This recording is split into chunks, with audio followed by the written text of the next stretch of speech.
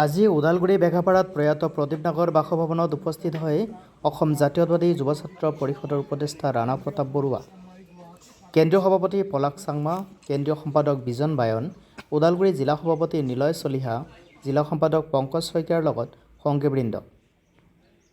অসম জাতীয়তাবাদী যুৱ ছাত্ৰ পৰিষদৰ সজাতি দল উপস্থিত হৈ প্ৰয়াত নাগৰ পৰিয়ালক গভীৰ শোক প্ৰকাশ কৰাৰ লগতে এখন শোকপ্ৰস্তাৱ প্ৰদান কৰে। প্ৰয়াত প্ৰদীপ নাগৰ পিতৃ মাতৃৰ অৱস্থা দেখি অসম জাতীয়তাবাদীৰ যুৱ ছাত্ৰ পৰিষদৰ নেতৃত্বত অহা লোকসকলে চকুলৈ টুকে। লগতে পৰিয়ালটিক চৰকাৰৰ ফালৰ পৰা সংস্থাপনৰ ব্যৱস্থা কৰিব লাগে বুলি দাবী জনায়। ওদালগুৰিৰ পৰা দীপাংকৰ মহন্তৰ ৰিপৰ্ট, GNKD নিউজ।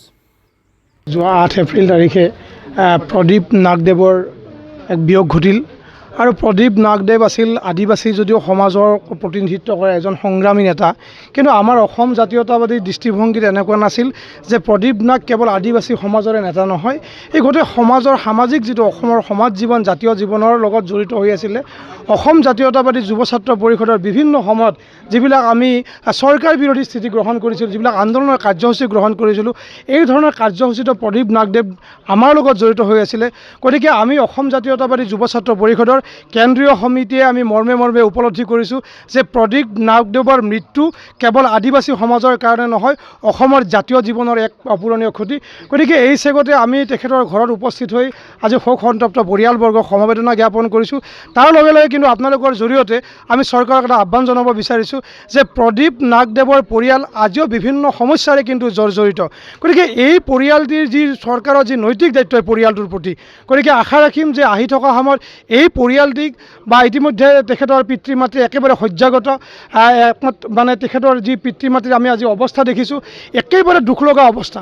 গতিকে চৰকাৰখনে এই পৰিয়ালটোৰ প্ৰতি, যিহেতু জাতীয় জীৱনৰ লগত সমাজ জীৱনৰ লগত এই মানুহটোৰ এটা ওতঃপ্ৰোত সম্পৰ্ক আছিলে, গতিকে চৰকাৰে তেওঁলোকৰ নৈতিক দায়িত্ব পালন কৰিব।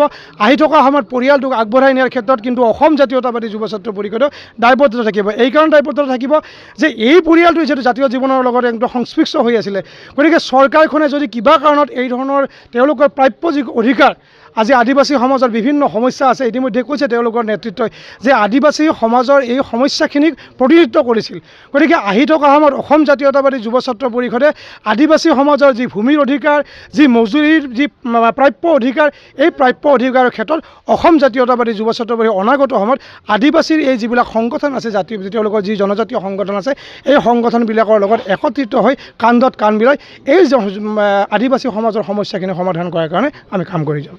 আপোনালোকৰ এটা দীৰ্ঘদিনীয়া দাবী ইনাৰ লাইন পাৰ্মিট, সেই সম্পৰ্কত ওদালগুৰি জিলাৰ যিহেতু আমাৰ কাষৰীয়া ৰাজ্য অৰুণাচল প্ৰদেশ, সেই ক্ষেত্ৰত ইনাৰ লাইন পাৰ্মিটৰ ক্ষেত্ৰত আপোনালোকৰ কেনেকুৱা প্ৰতিক্ৰিয়া হ'ব? নাই, ইতিমধ্যে আপোনালোকে জানে যে অসম জাতীয়তাবাদী যুৱ ছাত্ৰ পৰিষদৰ দীৰ্ঘম্যাদী দাবীৰ ভিতৰত এটা ইনাৰ লাইন পাৰ্মিট দাবী, আৰু এই ইনাৰ লাইন পাৰ্মিট দাবীৰ ক্ষেত্ৰত আজি অসম জাতীয়তাবাদী যুৱ ছাত্ৰ পৰিষদে কেৱল কিন্তু আমি ৰাজপথৰ যি সংগ্ৰাম, এই ৰাজপথৰ সংগ্ৰামতে কিন্তু সীমাবদ্ধ থকা নাই।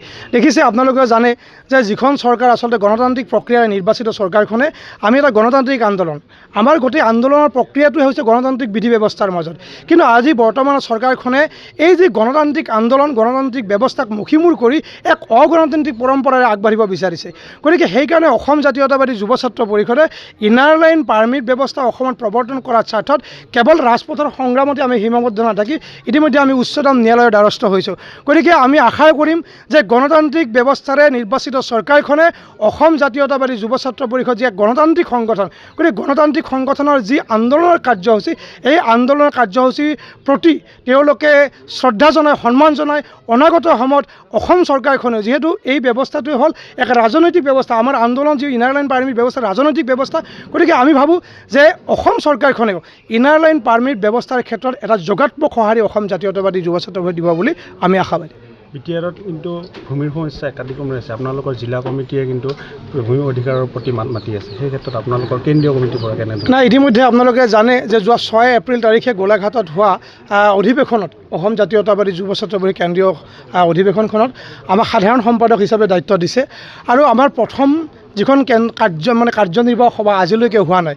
ইতিমধ্যে আমি ওদালগুৰি জিলাৰ কাৰ্যালয়ত বিটিআৰত যিখিনি কেৱল আমি স্পষ্টভাৱে কৈছোঁ যে বিটিআৰত কেৱল অবৰখিনি অসুৰক্ষিত নহয়, সাধাৰণ যিখিনি বড়ো মানুহ আছে সেই বড়ো মানুহ কিন্তু সুৰক্ষিত নহয়। গতিকে আমি দেখিছোঁ যে BTRত অসমীয়া বা অবড়ো মানুহখিনি কিন্তু ভূমিৰ সমস্যা হৈছে। যে এই সমস্যাখিনিক লৈ ইতিমধ্যে আমি ওদালগুৰি জিলা সমিতি, তামোলপুৰ জিলা সমিতিৰ লগত কথা পাতিছোঁ।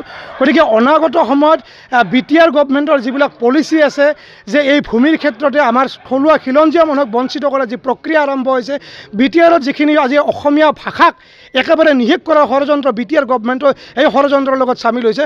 অনাগত সময়ত যদি অসমীয়া জাতিৰ যি আজি খিলঞ্জীয়া মানুহখিনি BTRত বসবাস কৰা খিলঞ্জীয়া মানুহখিনিৰ ভূমিৰ ক্ষেত্ৰত যদি অধিকাৰ যদি কাঢ়ি দিবলৈ চেষ্টা কৰা হয়, যদি অসমীয়া ভাষাটোক যদি BTRত যদি এলাগী কৰিবলৈ চেষ্টা কৰা হয়, অনাগত সময়ত কিন্তু প্ৰমোদ বড়োৰ নেতৃত্বত যিখন চৰকাৰ, এই চৰকাৰখনে কিন্তু অসম জাতীয়তাবাদী যুৱ ছাত্ৰ পৰিষদৰ প্ৰবল প্ৰত্যাহ্বানৰ সন্মুখীন হ'বলৈ বাধ্য হ'ব।